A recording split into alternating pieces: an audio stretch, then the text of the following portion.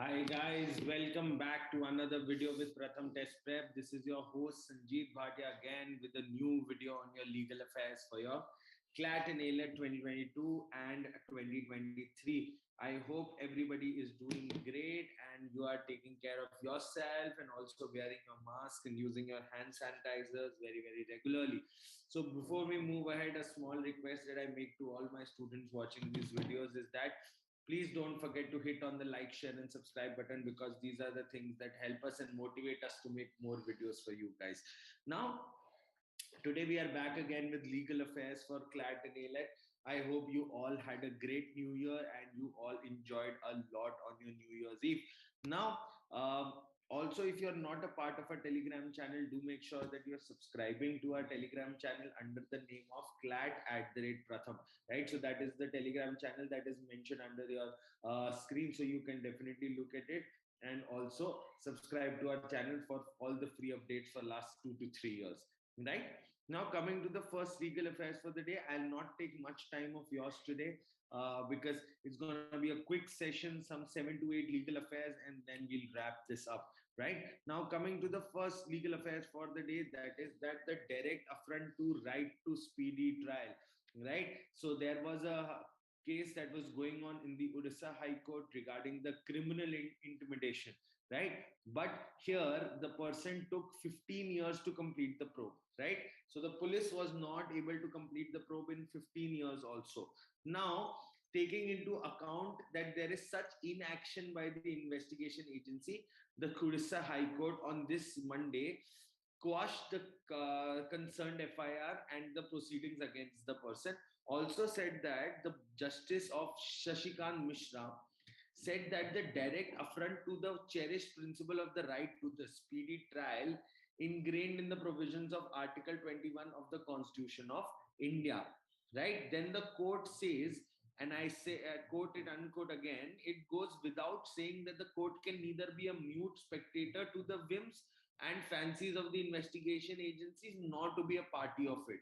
Right? The court observed that it has asked the higher police authorities to take a note of such inaction.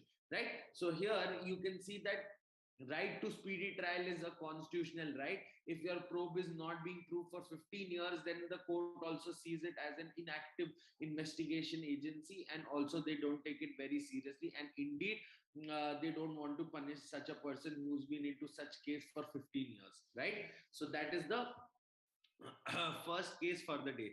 Now coming to the next scenario for the day, that is the Uniform Civil Code. Now, Uniform Civil Code is something that is coming in the news regarding a lot of rules and regulations that has to be found for all the humans who are living in India, right? So should we make note for these legal affairs? Gitika, you can keep a screenshot of them, or if you want to make a note of it, that's all up to you, right? I cannot stop you from making note, but you can keep a screenshot also, and you can make notes later. Right now, you can listen to what I'm saying.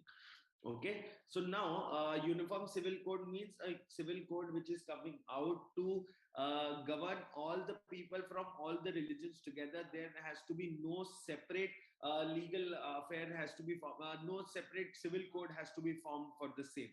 Like we have Hindu Succession Act, Muslim Marriage Act, Hindu Marriages Act. So we have divided everything under the Religion Special Marriages Act, right? So if there is a uniform civil code, everybody will have the same rules that has to apply to everybody who's living in the country, right? So now the central government has informed the Delhi High Court that the implementation of the UCC, right, a direct principle under this constitution, is a matter of public policy. Okay, and there is no direction in this regard can be issued by the court. ठीक है, ये public policy का matter है, तो court इसमें कोई भी direction नहीं दे सकती है. Now coming to the next part, that is that the submission has to come in the counter affidavit filed by the center in the PIL, right? By the BJP leader Ashwin Upadhyay seeking introduction of uniform civil code in the country. Okay?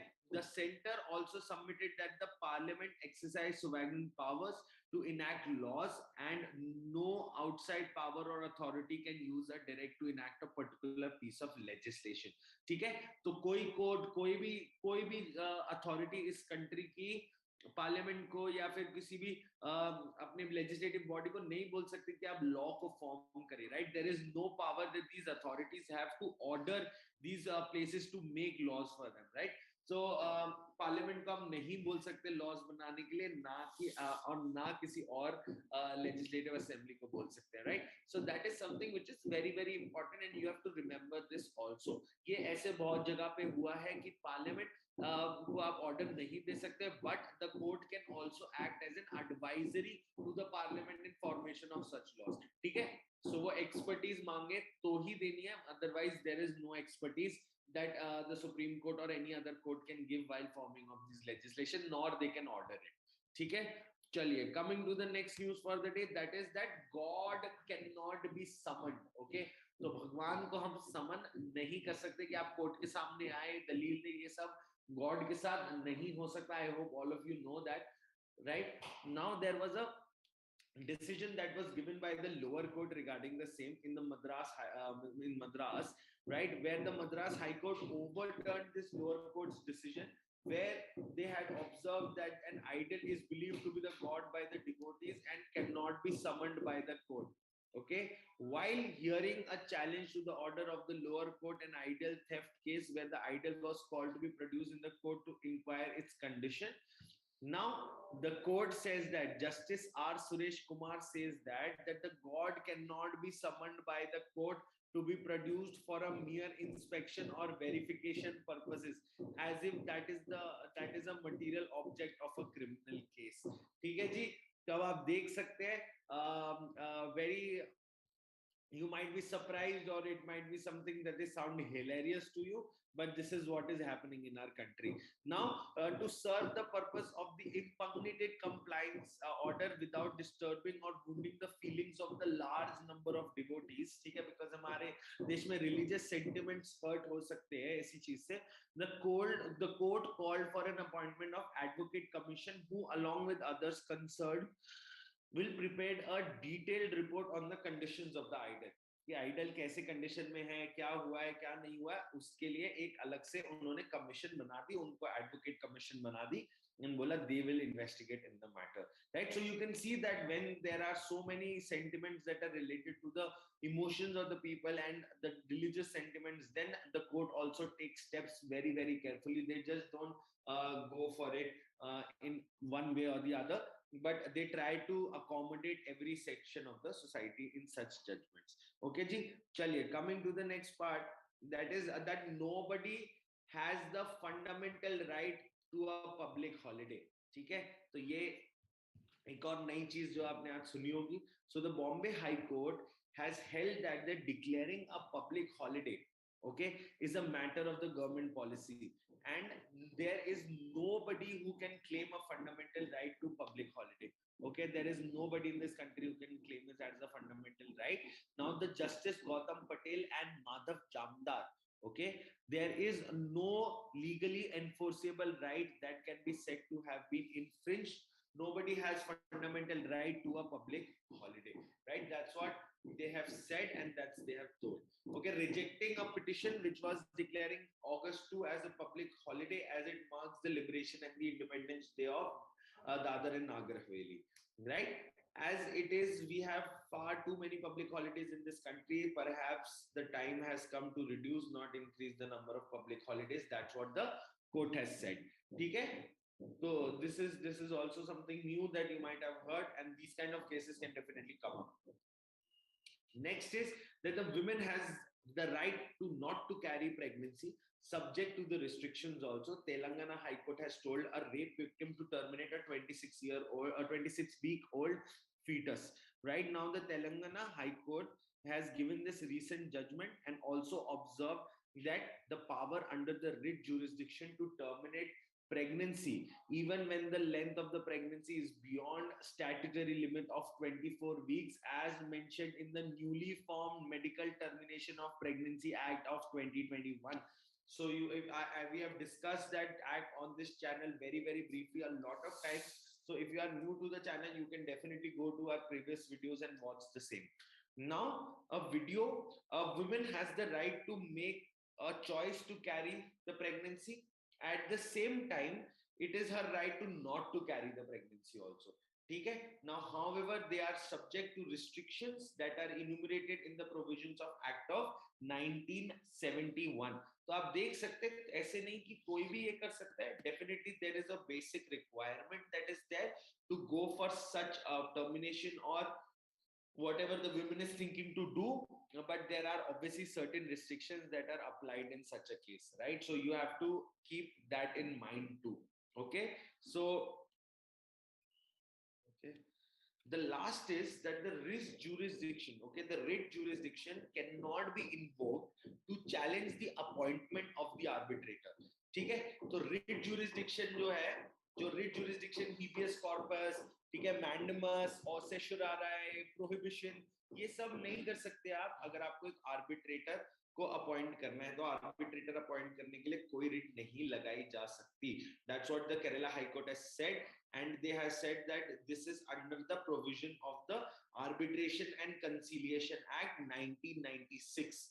Okay, now they also said that there shouldn't be any judicial interference, and also the course of the arbitrator proceeding for this redressal of such grievances.